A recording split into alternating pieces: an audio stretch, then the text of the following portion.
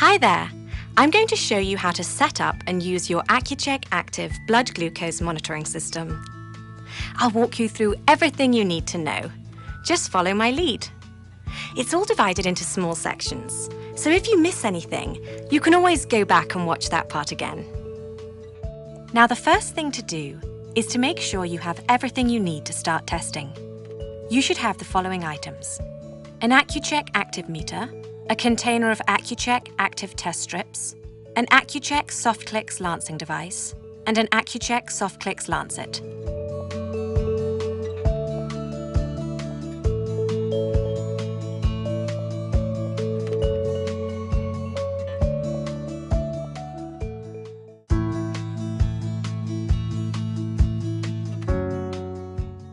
I'm going to show you how to use the Accu-Chek Soft Clicks lancing device. First, you will need to load your lancing device. For this, you will need an Accu-Chek Soft Clicks lancet. Remove the cap from the lancing device. Now insert the lancet into the lancet holder as shown. Push it all the way in until it clicks in place. Twist and remove the protective cap from the lancet to expose the needle.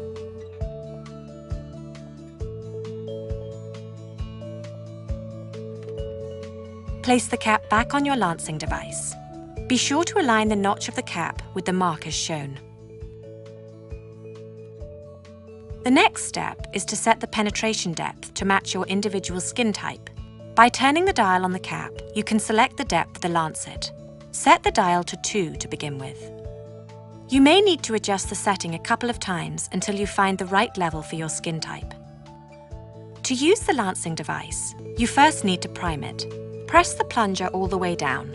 The release button on the side of the lancing device has now turned yellow. This indicates that your lancing device is now primed and ready to use. Press the yellow button to release the lancet. This will lance your finger. This part is important. The Accu-Chek Soft Clicks lancets are disposable and should only be used one time. A reused lancet is no longer sterile, will lose its sharpness, and become more painful each time you lance your finger. When disposing of a lancet, always make sure that they cannot cause injury and always use a sharps container. To dispose of the lancet, remove the cap from the lancing device. To remove the used lancet, point the lancing device into the sharps container and eject the lancet by sliding the ejector forward as shown. Then place the cap back on the lancing device.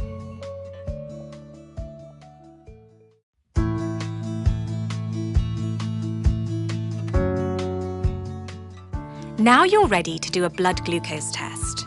First, you'll need to choose a finger to take a blood sample from. It's best to alternate between fingers, as they can become sensitive over time. Remember to always wash your hands with warm soapy water and dry them well before obtaining blood. Take the box of strips and open it carefully. Inside, you'll see some paper with technical information and a container of test strips.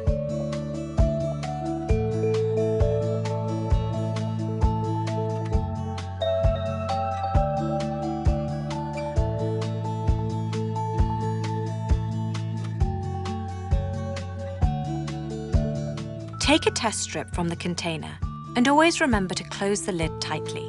This helps protect the remaining strips. The strip has a green test area in the center and 2 small arrows showing you which end to insert. Insert the test strip into the meter. A small flashing blood drop symbol will appear on the screen. This tells you that the meter is ready to test. When lancing my finger, I always use the side of the finger rather than the tip, as it's more comfortable and less sensitive. Now, prime the lancing device. Push the plunger all the way down. The release button on the side of the device has now turned yellow. This indicates that the lancing device is primed and ready to use. Press the pinhole opening on the lancing device cap firmly against the side of your finger and press the yellow release button. Massage the finger in the direction of the fingertip to help the blood drop form. Apply the blood to the center of the green test area on the strip. When enough blood has been applied, a small hourglass symbol will appear on screen to show you that the meter is working. Your blood sugar reading will be ready in 5 seconds. It's just that easy. Now you have your blood sugar reading. 2 important final steps.